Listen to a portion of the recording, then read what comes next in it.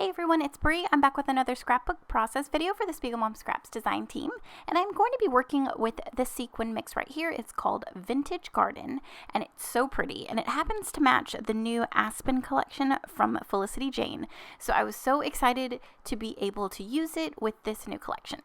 Okay, so I went through the ephemera pack from the collection and I found these super cute, teeny tiny chipboard frames. So of course I was super inspired by them to make a little shaker, and I am going to be using the larger of all the chipboard frames for my shaker. I did think about making like the medium and that tiny one into shakers as well, but I thought I would just have one and then I would like make the little chipboard frames look like they're falling down from the larger one. I'll show you here in just a second.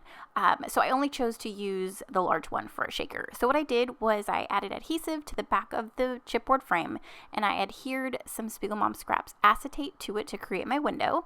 And then I went ahead and added some foam strips around the perimeter of my frame, and then now I'm going to spoon in my sequins. Now I use a Nuvo craft spoon to spoon in my sequins. It's my favorite tool when, other than the crystal katana, which I'm working with right there, when I'm working with, what I like to use when I'm working with sequins. It's so easy to spoon in the sequins, that way you don't make a crazy mess. And yeah, so here's my shaker. It's so cute. I like to back all of my shakers with vellum. It just makes it, I prefer it because I like my sequins to be, not to have to compete with anything behind it. Sometimes I use other, pattern papers or, other things to back it, but my go-to choice is vellum. Okay, so I backed it, and I didn't mention the SpiegelMom Scraps acetate that Jody stocks in the shop is my absolute favorite acetate. It is clear, it's glossy, it is just absolutely gorgeous, and it's thick, and it's such good quality. So if you're looking for acetate, definitely go to the shop and pick that up. It's awesome. She does have the Mama foam tape rolls, but since I used a skinny chipboard frame, it's easier for me just to use the foam strips, and I get those from Doris, scrapbook.com, or I usually pick some up on Amazon. There's like a really good deal for those tiny foam strips.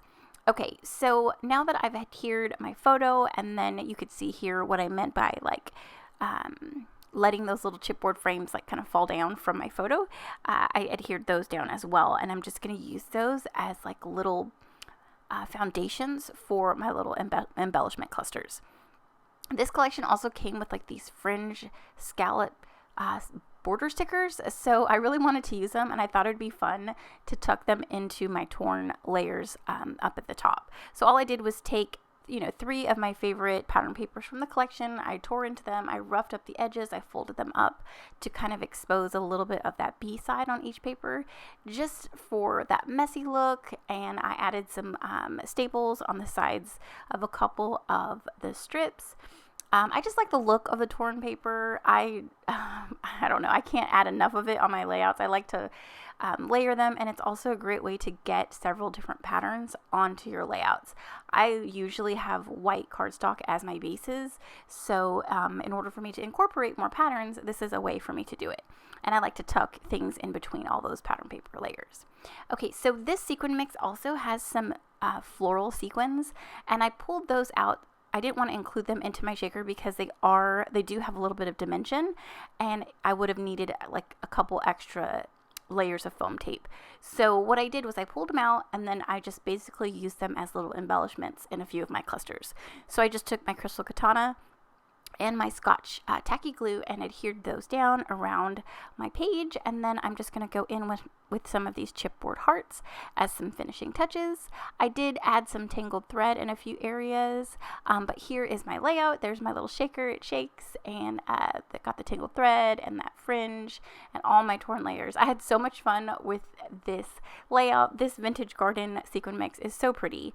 Don't forget to use my code Brianna15 to save you 15% off in the shop. But thanks again for watching, commenting, and subscribing, and I'll see you in the next one. Bye!